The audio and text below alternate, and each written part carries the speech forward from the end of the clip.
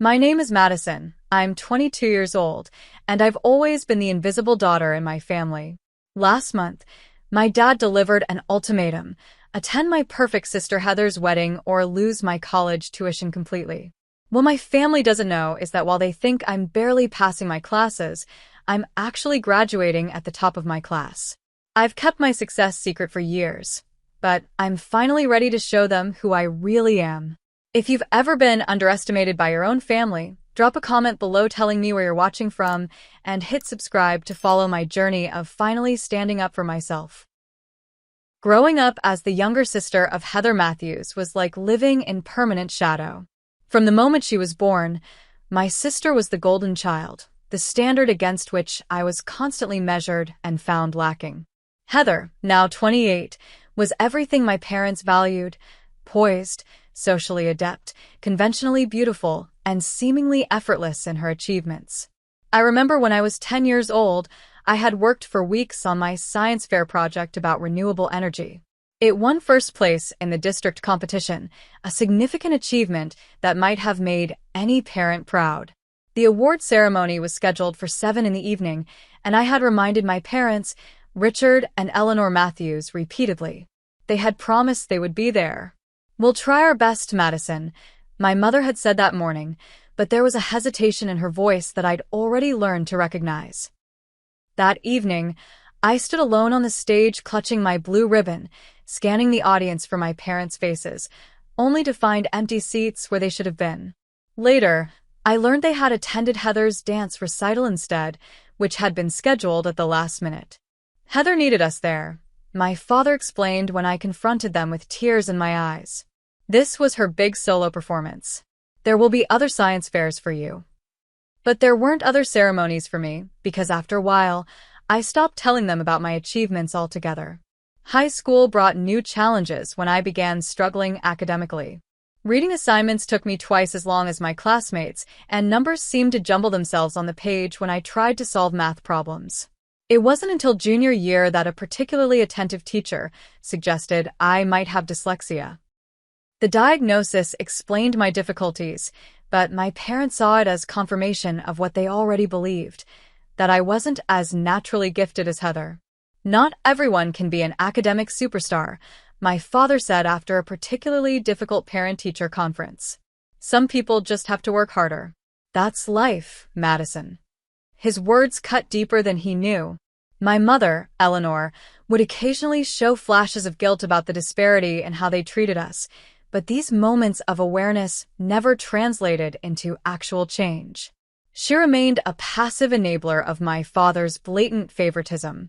"Your father just wants what's best for both of you," she would say when I complained about the unfairness. "Heather just needs different support than you do."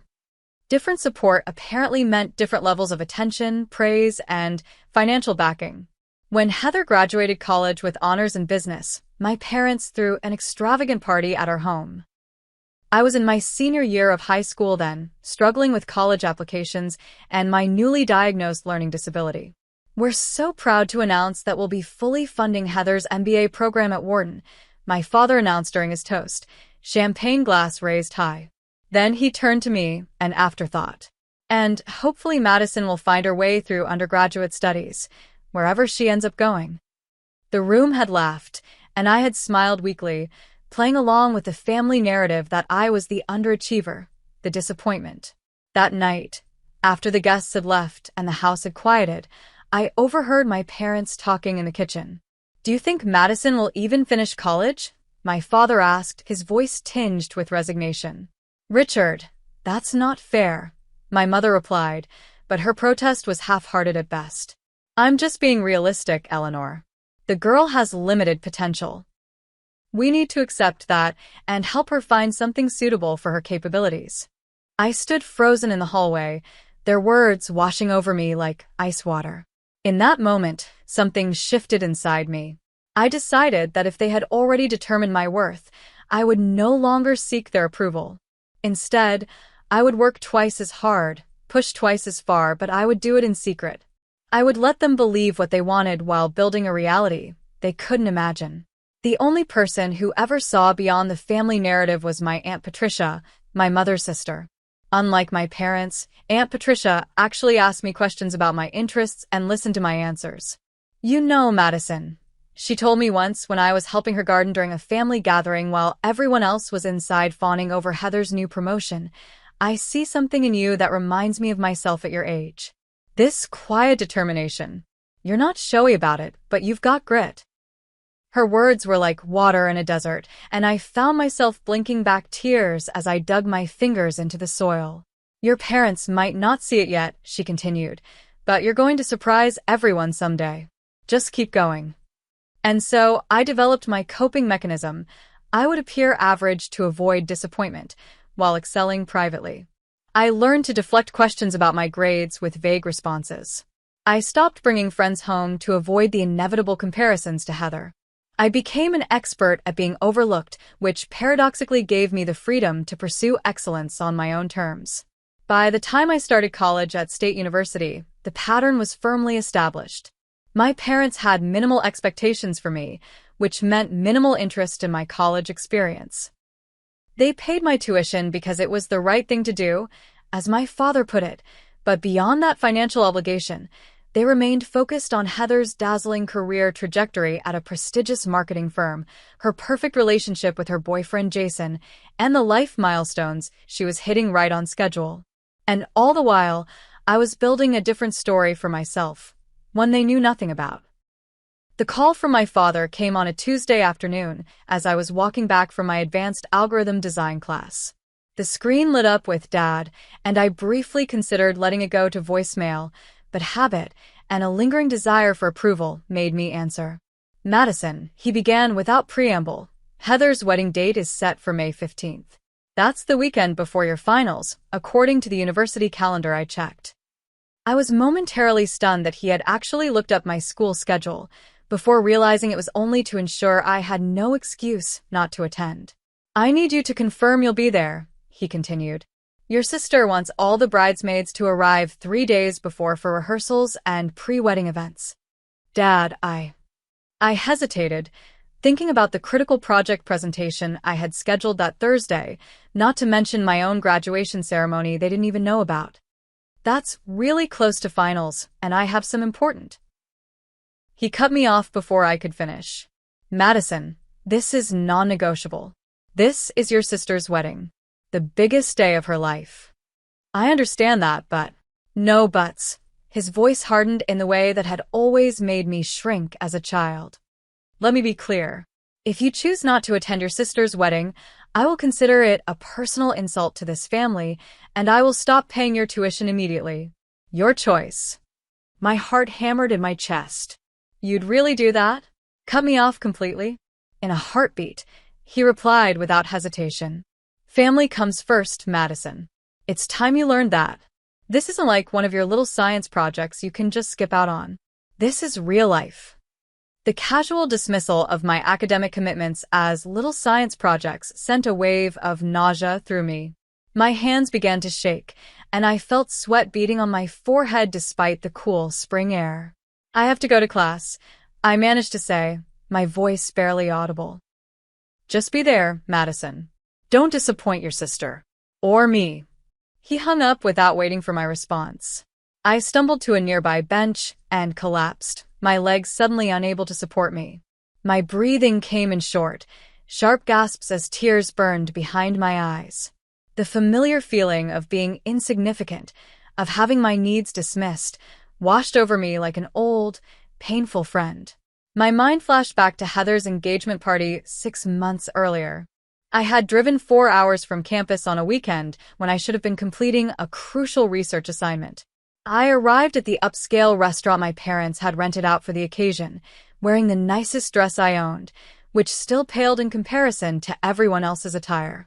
For 3 hours, I stood awkwardly at the periphery of conversations, nursing the same glass of champagne while watching my parents orbit around Heather and Jason like proud satellites. When it came time for family photos, my mother had to call my name twice because the photographer had started arranging the group without me. The most telling moment came when Jason, my soon-to-be brother-in-law, approached me at the bar. "I'm sorry, are you a friend of Heather's from work?" he asked politely. I stared at him in disbelief. I'm Megison. Her sister. Recognition dawned slowly on his face. Oh, Right, of course. sorry about that. I think we met at Christmas last year. We had actually met 6 times over the 2 years he and Heather had been dating. My own sister's fiancé couldn't recognize me. That said everything about how often I came up in their conversations, how little I factored into their lives. Back in my dorm room that evening after my father's call, I paced the small space between my desk and bed while my roommate Kimberly watched with concern. "He can't actually cut off your tuition," she insisted. "That's financial abuse." "You don't know my dad," I replied, biting at my thumbnail, a nervous habit I thought I'd outgrown. "He absolutely would. He sees money as the only real power he has over me at this point." "But what about your presentation? And graduation?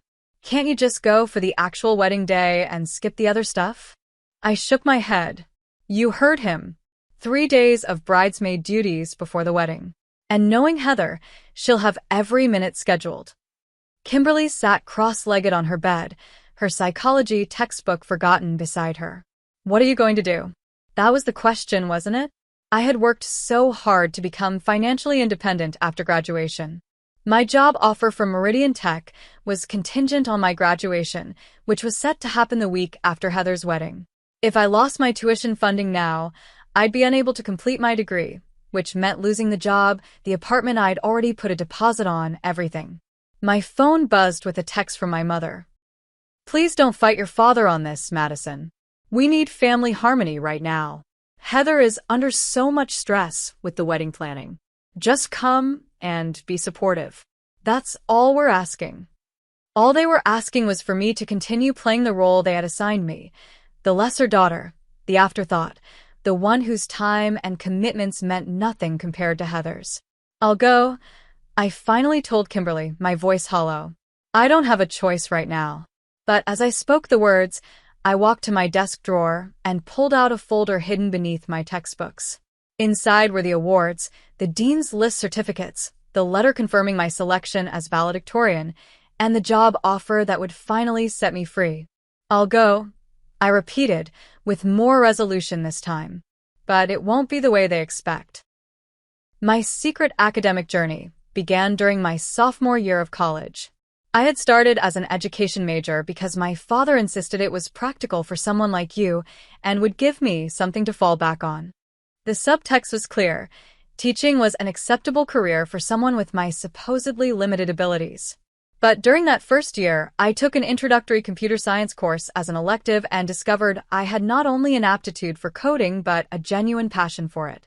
The structured nature of programming languages bypassed many of the challenges my dyslexia presented with traditional reading, and the problem-solving aspects engaged my mind in ways no other subject had before.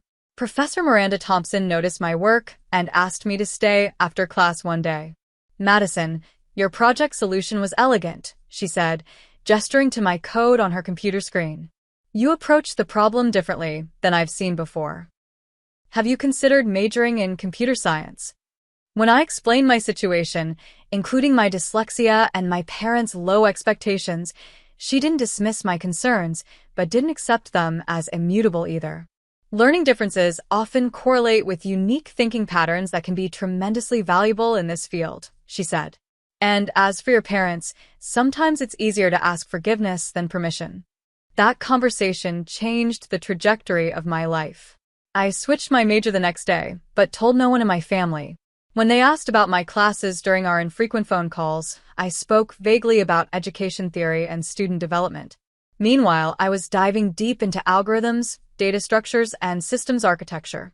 To make it work financially, I took a night shift job at the campus library. 4 nights a week, from 10 p.m. to 2 a.m., I shelved books and monitored the quiet study spaces while using slow periods to complete my coursework. The schedule was punishing. There were mornings I found myself crying from exhaustion in the shower, only to pull myself together and head to my 8 a.m. class. But the results spoke for themselves. I made the dean's list every semester, earning a perfect 4.0 GPA that I couldn't share with anyone except my academic advisor and Professor Thompson, who had become my mentor.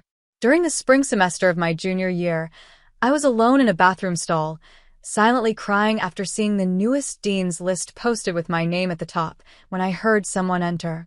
"Hello? Is someone in here?" A concerned voice called out. I tried to quiet my sniffling, but the person persisted. "Look, I don't want to be weird, but are you okay? Do you need help?" Something in her tone made me unlock the stall door. Standing there was Zoe Mitchell, a girl from my advanced programming class. I had admired her contributions in class discussions, but had never spoken to her directly. "Sorry," I said, wiping my eyes. "This is embarrassing." "Are you okay?" she repeated. Yes. No. "I don't know." I gestured helplessly toward the dean's list visible through the bathroom door. "I made top of the list again, but I can't tell anyone. My family thinks I'm barely passing my education classes, not acing computer science." Instead of looking confused or judging me, Zoe nodded slowly. "Family stuff is complicated. Want to get coffee and talk about it? I'm an excellent secret keeper." That was the beginning of my first real friendship in college. Zoe became my confidant, the one person who knew both versions of me, the struggling student my family believed in, and the academic star I actually was. In my senior year, Professor Thompson invited me to join her research team, working on an algorithmic approach to optimizing emergency response systems. The project combined technical challenges with real-world impact, and I threw myself into it completely.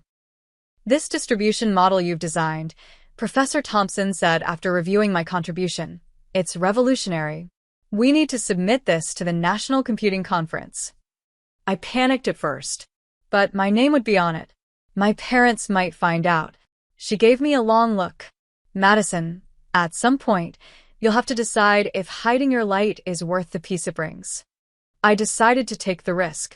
Our paper was accepted, and though my parents never discovered it, the publication caught the attention of several tech companies.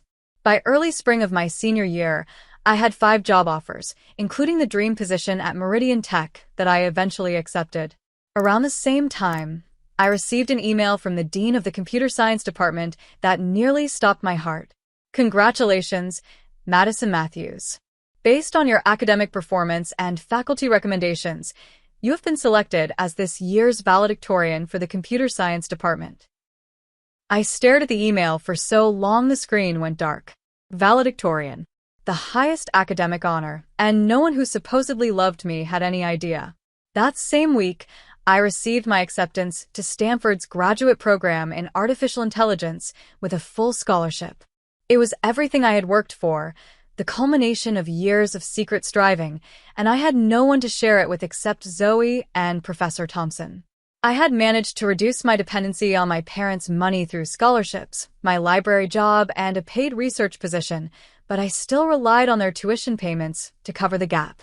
This necessity had kept me tethered to their expectations and their narrative about who I was. Last Christmas, I had nearly broken my silence.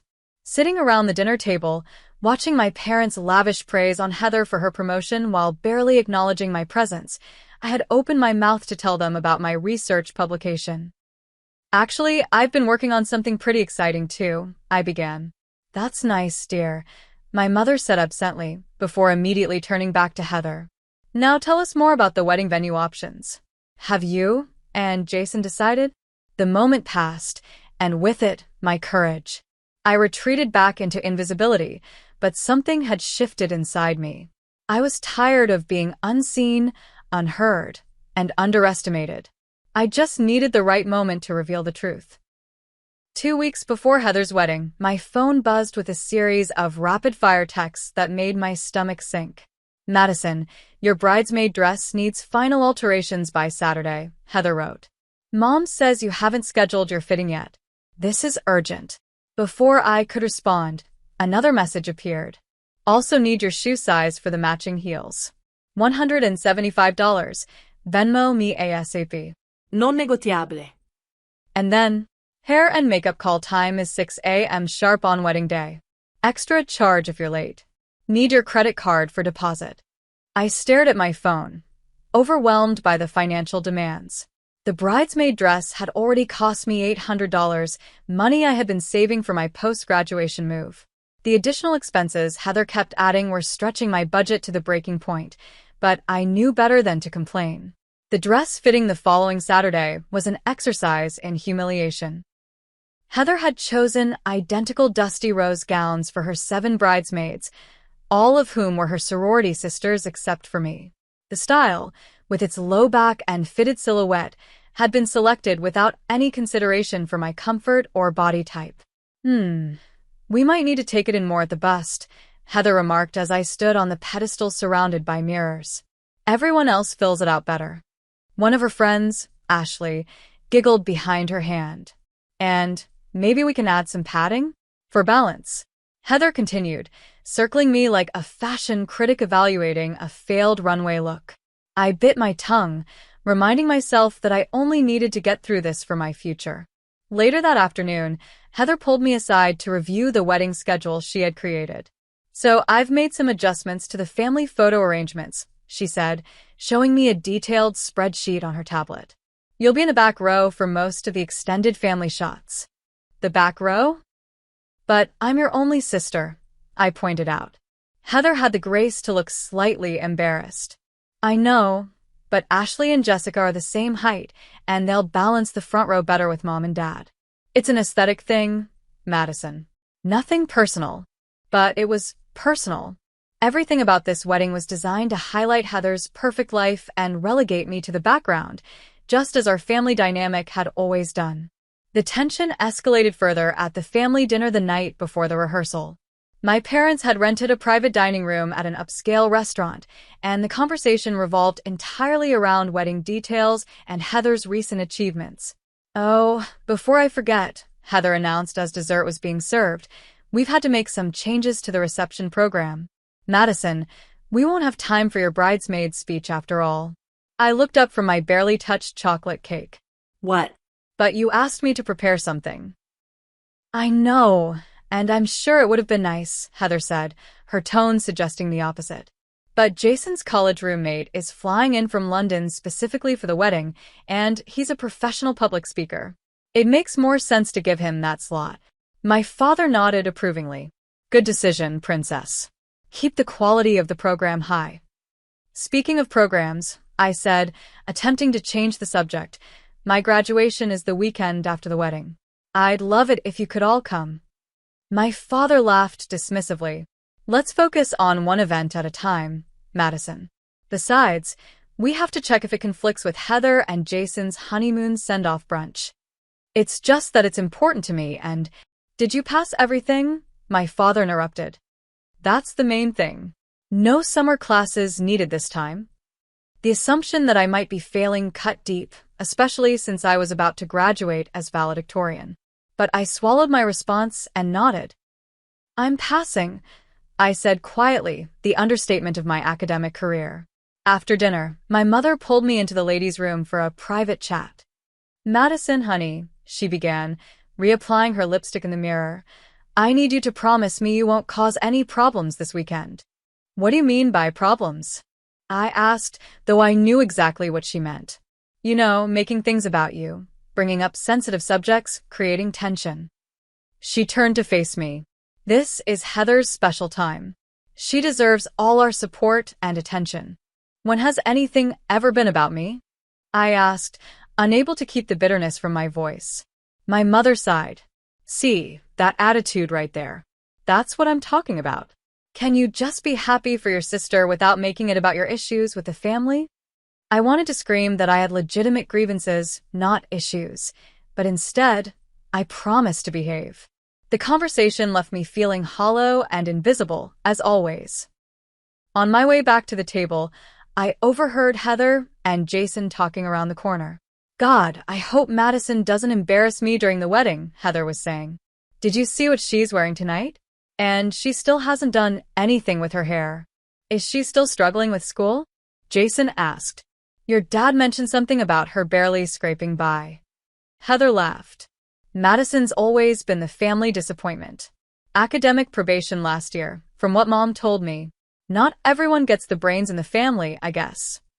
Their words froze me in place. Academic probation? I had never been anything less than exceptional in my studies. The lie my parents had apparently told about me, and that Heather so readily believed and shared, was the ultimate dismissal of my worth.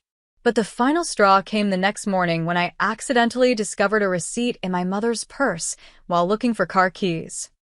It was from the wedding venue, showing a payment of $50,000 from my parents as a wedding gift contribution to Heather and Jason. $50,000. Just months earlier, when I had asked for help buying textbooks for my final semester, my father had claimed they were stretched thin and could only spare $100. The disparity was so stark, so blatant, that something broke inside me. I retreated to my old bedroom in my parents' house, where I was staying for the wedding weekend, and called the one person who had always seen me clearly. "Aunt Patricia? I need your advice," I said when she answered. "I don't think I can do this anymore." That night, after everyone had gone to sleep, I drove back to campus and found myself in the quiet of the university library. At 2 a.m, the building was nearly empty, just a few dedicated students preparing for finals. I sat at my usual desk by the window overlooking the central quad and tried to make sense of the emotions churning inside me. For years, I had accepted my family's narrative about who I was. I had hidden my accomplishments to avoid disrupting their comfortable perception. But at what cost? I had become complicit in my own erasure. Professor Thompson's words from earlier that year echoed in my mind. We had been discussing my future plans, and I had expressed hesitation about taking the prestigious job offer without my family's knowledge. "Madison," she had said, leaning forward across her desk, "in professional settings, you will encounter people who underestimate you, who try to define your worth based on their limited perception. The most important skill you can develop is the ability to stand in your truth regardless of others' opinions." She had fixed me with her penetrating gaze. "Your family may never see you clearly. That's their limitation, not yours. But you have a responsibility to yourself not to shrink to fit their small vision of you."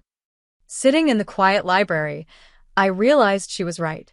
I had been shrinking myself, making myself small enough to fit into the box my family had built for me. It was time to break out. The next morning, I met with the dean to confirm my attendance at graduation. Yes, I would be giving the valedictorian address. Yes, I would be accepting the department award for innovation. No, my family would not be attending. The dean looked concerned, but didn't press the issue. With my academic affairs in order, I turned to my financial independence. I signed and returned the formal job offer from Meridian Tech, confirming my start date for the month after graduation. The salary they offered would allow me to support myself completely, ending my financial dependence on my parents. Next, I finalized the lease on an apartment near the Meridian campus, putting down the security deposit from my savings. It was a small studio, nothing fancy, but it would be mine, a space where I could finally exist without apology. My hands shook as I completed each of these tasks, but with each signature, each confirmation email, I felt more resolved. I was building a foundation for myself that couldn't be threatened or taken away. That evening, I gathered my evidence. I organized my academic awards, printed copies of my transcript showing my perfect GPA, made a copy of my job offer letter, and collected the information about my full scholarship to Stanford. I placed everything in a professional portfolio, the kind used for important presentations. "Are you sure about this?" Zoe asked when I explained my plan to her and my friend Lucas over coffee. "It's going to cause a major rift with your family." "The rift is already there," I replied. "They just don't know it yet, because I've been pretending everything is fine." Lucas, who had met my family once during Parents' Weekend and had been appalled by their treatment of me, nodded supportively. "You need to do this, Madison, for your own self-respect." We spent the next hour role-playing different scenarios. How I would respond if my father threatened me. What I would say if Heather accused me of ruining her wedding. How to handle my mother's inevitable tears. "Remember to breathe," Zoe advised. "And remember that no matter how they react, their response doesn't define your worth." Back in my dorm room, my roommate Kimberly helped me prepare mentally for the confrontation. "Visualize yourself standing strong," she suggested, drawing on her psychology training. "See yourself speaking your truth calmly and with confidence." We practiced breathing exercises to manage anxiety and discussed boundary-setting techniques. Kimberly, who had witnessed firsthand the toll my family's dismissal had taken on me, was fiercely supportive of my decision to finally stand up for myself. The next day, I went shopping for what would become the most important outfit of my life. I needed something appropriate for both my graduation ceremony and Heather's wedding, something that would help me feel powerful and confident. I finally selected a tailored blue dress that was formal enough for both occasions without being flashy. It was professional, elegant, and distinctly me, not something chosen to fade into the background. The night before graduation, I lay awake in my dorm room, doubt creeping in despite all my preparation. Was I making a mistake? Would this forever damage my relationship with my family? Was I being selfish by potentially disrupting Heather's wedding weekend? Tears soaked my pillow as I wrestled with these questions. Part of me, the little girl who had stood alone at the science fair clutching her blue ribbon, still desperately wanted her parents' approval. That part wanted to retreat, to apologize, to make myself small again for the sake of family peace. But by morning, as I stood before the mirror in my graduation cap and gown, I saw something different reflected back at me. I saw a young woman who had overcome not just dyslexia, but years of systematic dismissal to achieve academic excellence. I saw someone worthy of recognition, respect, and celebration. "My name is Madison Matthews," I said to my reflection, rehearsing the opening of my valedictorian speech. "And I am not who you think I am." It was time to show my family the truth. Graduation day dawned clear and bright, as if the universe approved of my decision. The ceremony was held in the university's grand amphitheater, with rows of folding chairs filling the space where 4 years earlier I had attended my first college lecture, uncertain and afraid. Now, as I took my place among the other graduates, I felt a mixture of pride and sadness. Pride in what I had accomplished, sadness that the seats I had reserved for my family would remain empty. They didn't even know I was graduating today, let alone as valedictorian. When my name was called to approach the podium for my speech, the applause felt distant, as if happening in another room. I took a deep breath, adjusted the microphone, and began.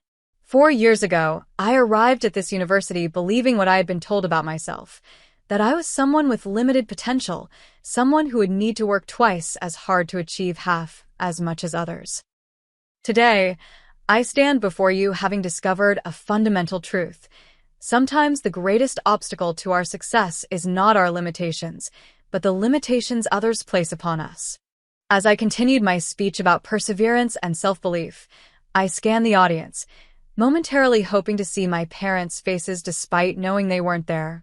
Instead, I saw Professor Thompson beaming proudly, Zoe giving me a thumbs up, and dozens of classmates who had come to respect me for my work and character, not for my relationship to a perfect sibling. The diploma I received today represents more than academic achievement, I concluded. It represents the discovery of my own voice and the courage to use it. Whatever challenges you face beyond these walls, remember that you have the right to define yourself, regardless of others' expectations. Thank you. The applause as I left the stage felt like a validation not just of my words, but of my decision to finally stand in my truth. After the ceremony, I didn't linger for photographs or celebrations. I changed in a campus bathroom, carefully placing my graduation cap and honors cords in my car before driving directly to the wedding venue. According to the schedule Heather had distributed, the ceremony would begin in 2 hours, with family photos happening now. I arrived still wearing my blue dress from graduation, my diploma and portfolio of achievements tucked under my arm. The elegant country club was bustling with wedding staff, photographers, and early guests. I spotted my family gathered on the manicured lawn for pictures, Heather resplendent in her designer gown, my parents beaming beside her. When they saw me approaching, my father's expression darkened. "Madison, you're late," he hissed. "And what are you wearing? Where's your bridesmaid dress?" "I need to speak with you," I said, my voice steadier than I expected. "Privately." "Now is not the time," he replied dismissively. "The photographer is waiting." "Go change immediately." "Richard," my mother interjected, noticing my unusual demeanor. Maybe we should hear what she has to say. Reluctantly, my father followed me to a small sitting room off the main hall. My mother trailed behind, concern etched on her face. To my surprise, Heather followed as well, her wedding gown rustling as she walked. "This better be important," she said, crossing her arms. "You're disrupting everything." Once the door closed behind us, I placed my diploma on the coffee table. "I graduated today," I said simply, "as valedictorian of the computer science department." My father stared at the diploma, confusion crossing his face. "Computer science? You're an education major." "No, I switched majors sophomore year. I've been studying computer science for the past 3 years, maintaining a 4.0 GPA and working on research that was published in the National Computing Journal." I opened my portfolio and spread out the evidence of my academic career.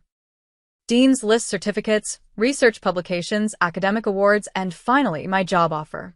I've accepted a position at Meridian Tech starting next month.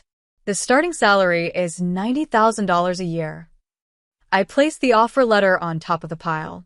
I've also been accepted to Stanford's graduate program with a full scholarship, which I'll be deferring for a year while I work. The room fell silent as my family processed this information. My father's face flushed red, not with pride but with anger. "You've been lying to us for years," he demanded. No, y replica calmly. I simply stopped sharing the truth with people who weren't interested in hearing it. When was the last time any of you asked about my studies? My interests? My achievements? My mother's hand flew to her mouth. "But why wouldn't you tell us you were doing well?" "Because every time I tried, you changed the subject to Heather. Because Dad made it clear from childhood that he didn't believe I was capable of academic success. Because it was easier for all of you to believe I was struggling than to reconsider your perception of me." Heather, still in her wedding gown, looked genuinely shocked. "Madison, I had no idea. Mom and Dad said you were on academic probation last year." I turned to my parents. "Why would you say that when it wasn't true?" My father, recovering from his initial shock, switched to defensiveness. "We were protecting you, lowering expectations so you wouldn't feel pressured to compete with your sister." "I never needed protection," I said firmly. "I needed support, recognition, equal treatment." "This is ridiculous," my father snapped. "You've been deliberately deceiving us, and now you choose your sister's wedding day for this performance? This is exactly the kind of selfish behavior we've come to expect from you." His words stung, but I stood my ground. "I chose today because you gave me an ultimatum: attend this wedding or lose my tuition. But the fact is, I don't need your tuition anymore. I don't need anything from you anymore." "You ungrateful." My father began, but my mother placed a restraining hand on his arm. "Richard, stop. Listen to what she's saying." Heather, however, was building up to one of her trademark meltdowns. "I cannot believe you're doing this today of all days. This is my wedding, my special day. And you show up late, not wearing your bridesmaid dress, and start dropping bombs about your secret life? How dare you steal my spotlight?" The raised voices had attracted attention. The door opened, and Jason, Heather's fiancé, peered in. "Everything okay in here?" he asked, taking in the tense scene. No. Heather cried. "Madison is trying to ruin my wedding with her drama?" Jason fully entered the room, his gaze falling on the documents spread across the table. He picked up one of my research publications, eyebrows rising as he read the title. "You wrote this?" he asked me, sounding impressed. "I saw this presented at the tech conference in Boston last fall. This is revolutionary work." His unexpected support momentarily silenced everyone in the room. Jason, who worked in tech venture capital, continued examining my credentials with growing respect. "Heather," he said gently, "your sister isn't creating drama. She's sharing some pretty incredible achievements." He turned to me. "Why wouldn't you tell anyone about this?" "Because they never asked," I replied simply. "Because in this family, I've always been defined by what I'm not. Not as pretty as Heather, not as socially adept, not as naturally gifted. It was easier to let them believe what they wanted than to constantly fight for recognition." Jason nodded thoughtfully before addressing my parents. Mr. and Mrs.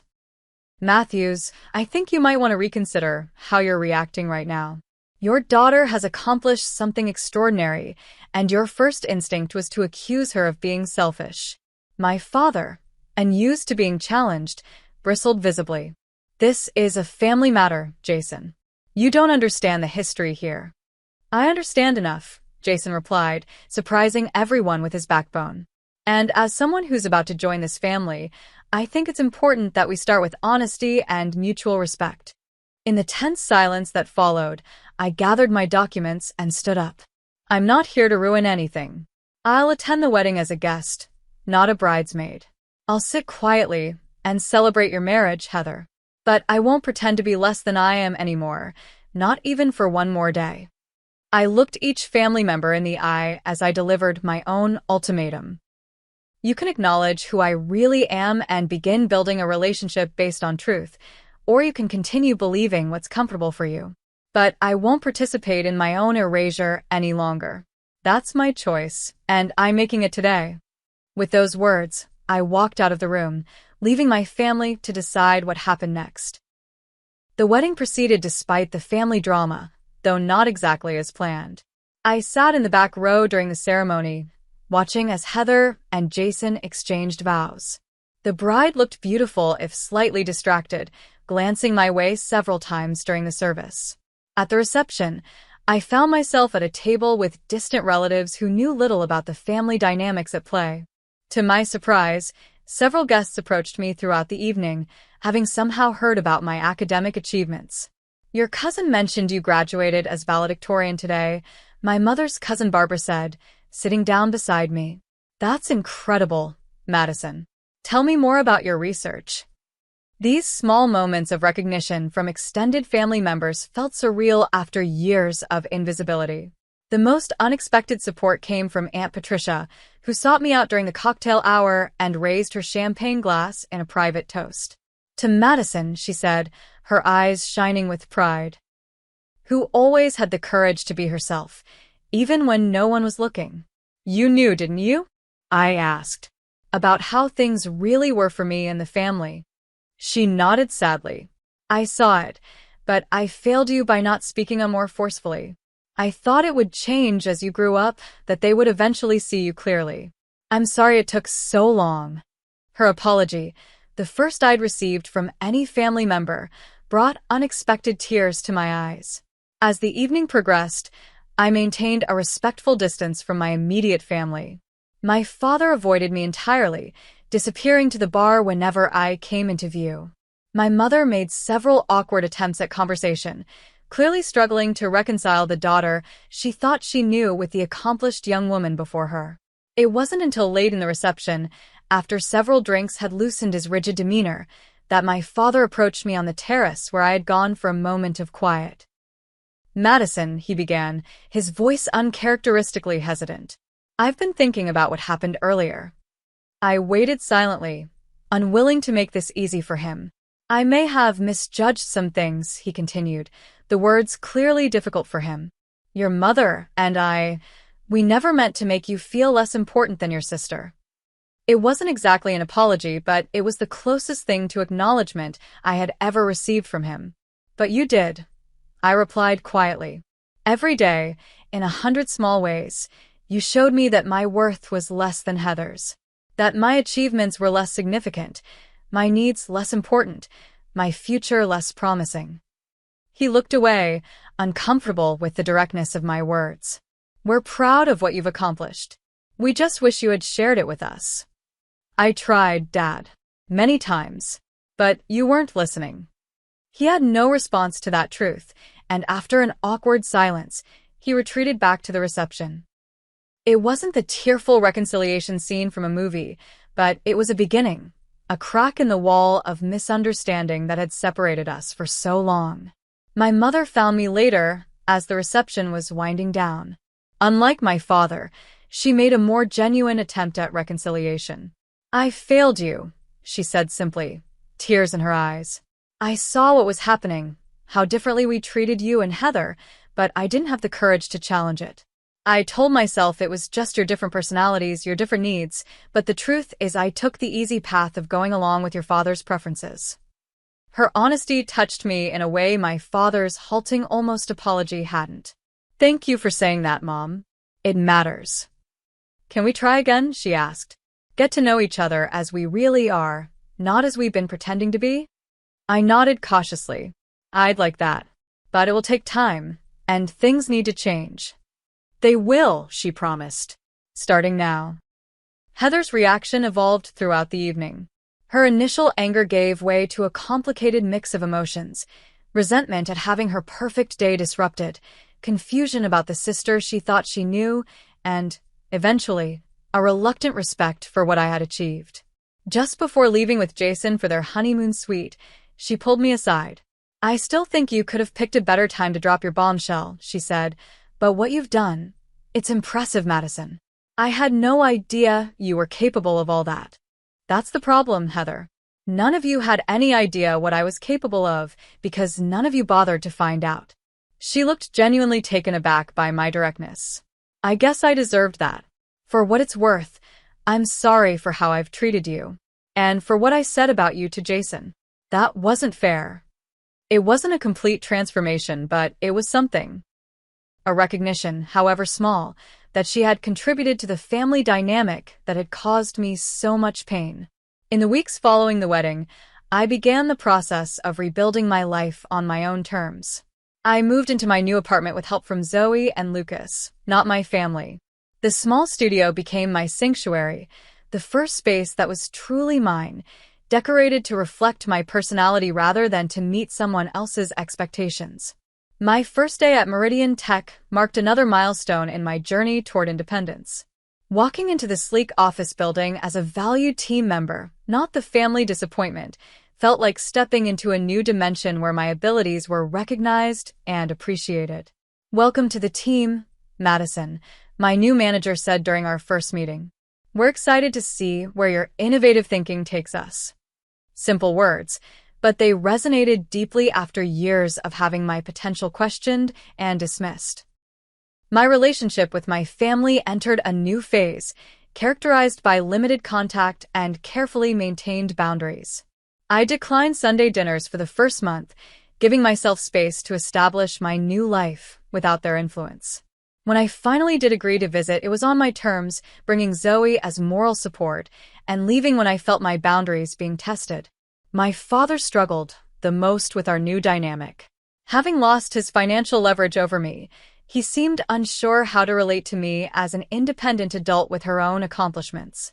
Our conversations remained stilted, but there were moments when I caught him looking at me with what appeared to be genuine curiosity about who I had become.